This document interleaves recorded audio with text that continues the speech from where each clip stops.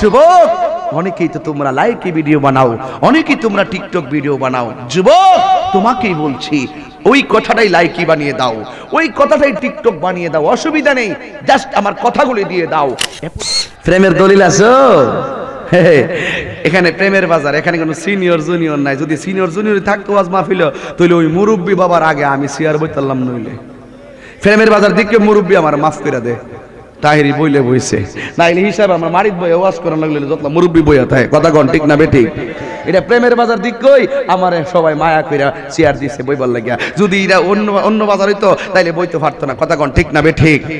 দেখছেন না চেয়ার লয়ে কত কিছু হয় না, কিন্তু ওয়াজ মাহফিল আল্লাহর রহমতে এটা হয় না। এটা প্রেমের বাজার। কথা বলেন ঠিক কি না বলুন?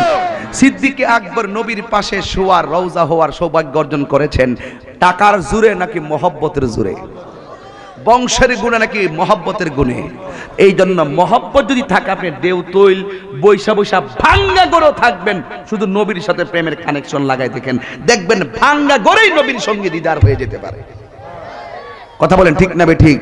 কারণ আল্লাহ কাহারো ড্রেসের দিকে তাকায় না, আল্লাহ কাহারো চেহারার দিকে তাকায় না, আল্লাহ তাকায় মানুষের অন্তরের দিকে। কথা বলেন ঠিক কিনা বলেন?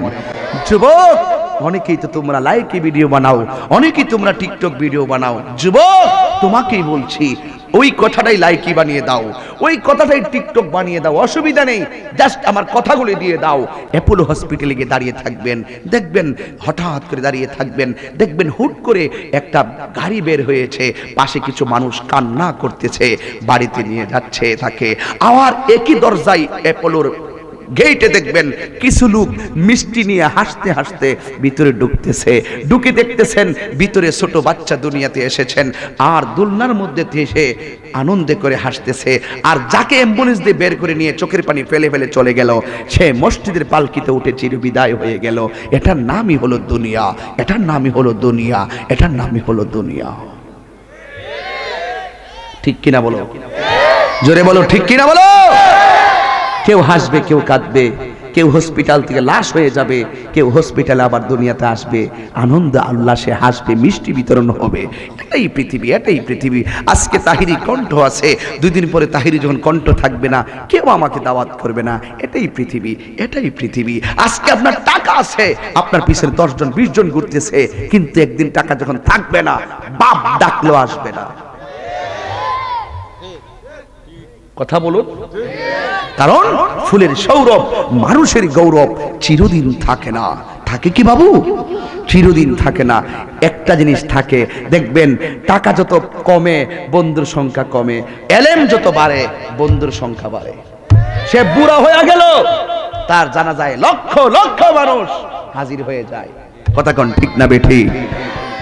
এই জন্য এলেম, যোগ্যতা, এলিম, মহব্বত এমন এক জিনিস যা থাকলে মানুষ আপনাকে সম্মান করতে বাধ্য। এই গতকাল একটি গেজেট পাস হয়েছে বাংলাদেশে যে 26শে মার্চ স্বাধীনতা দিবসে যেমন করে পতাকা উত্তোলন করতে হয় আকাশে, বাধ্যতামূলক প্রতি শিক্ষা প্রতিষ্ঠান, বেসরকারি সরকারি বিভিন্ন ভবনে এটা উত্তোলন করতেই হবে, ঠিক এমন ভাবে একটি গেজেট পাস হয়েছে। পবিত্র ঈদে মিলাদুন নবী যখন আসবে, প্রত্যেকটা সরকারি বেসরকারি বিভিন্ন ভবনে, বাড়িতে গাড়িতে, বিভিন্ন সরকারি বেসরকারি ভবনে পতাকা উত্তোলন করতে হবে। জোরে কি মারা পাবে না?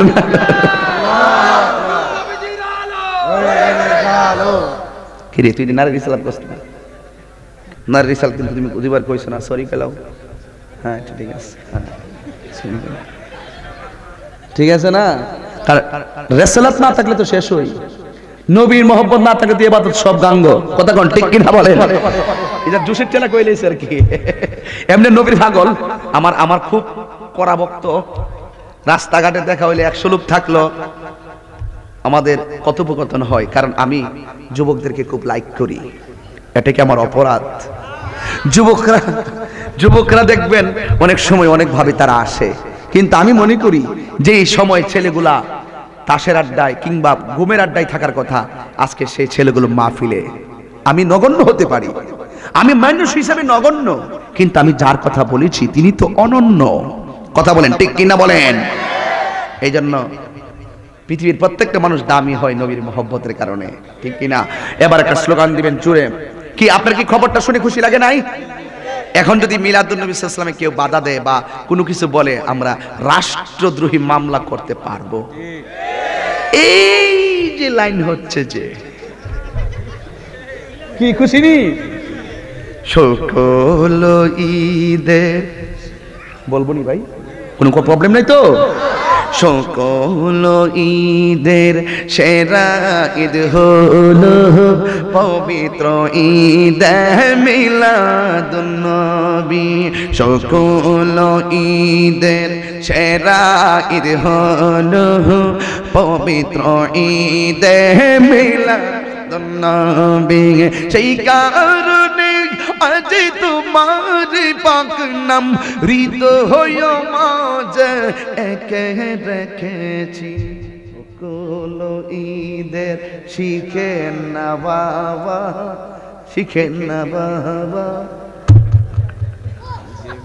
কি মজা লাগছে নি, ভালো লাগছে নি? আগমনে তোমার হয়েছে মক্কায়, গজলটা গাইছি, ওয়াজটা করছি, ওয়াজের সাথে মিলাই দিয়া যায় আর কি, না এদিকে মিলাইছি না। আগমনে তোমার হয়েছে মক্কায়, হিজরত করিয়া গেলাম মদিনায়। সুবহানাল্লাহ জোরে বলতে হবে। আল্লাহ, প্যান্ডেল ভর্তি মানুষ, বাহিরে মানুষ, আপনারা এত গভীর রজনীতে নবীর প্রেম প্রদর্শন করছেন, এই উসিলায় কি আমাদের কবরবাসীর আযাব মাফ হইতে পারে না? আগমনে তোমার হয়েছে মক্কায়, হিজরত করিয়া গেলাম মদিনায়। মারহাবা মারহাবা ধ্বনি উঠিল, মারহাবা মারহাবা ধ্বনি উঠিল, আপনি যে পিয়ারা হায়াতুন নবী। হাত তোলেন, হাত তোলেন, হাত তোলেন, হাত তোলেন। সকল ঈদের সেরা ঈদ হলো পবিত্র ঈদ মিলাদুন নবী। সকল ঈদের সেরা ঈদ হলো পবিত্র ঈদ মিলাদুন নবী। সেই কারণে আজ তোমার পাক নাম, সেই কারণে আজ তোমার পাক নাম হৃদয় মাঝে একে রেখেছি। সকল ঈদের সেরা ঈদ হলো পবিত্র ঈদ মিলাদুন নবী। সকল ঈদের সেরা ঈদ হলো পবিত্র ঈদ মিলাদুন নবী। মারহাবা। খুশি না বেজার? নবীর আগমন আমরা খুশি না বেজার? আল্লাহ আমাদের সকলকে কবুল করুক। রেখে দিলাম বয়ান। কি বাবা?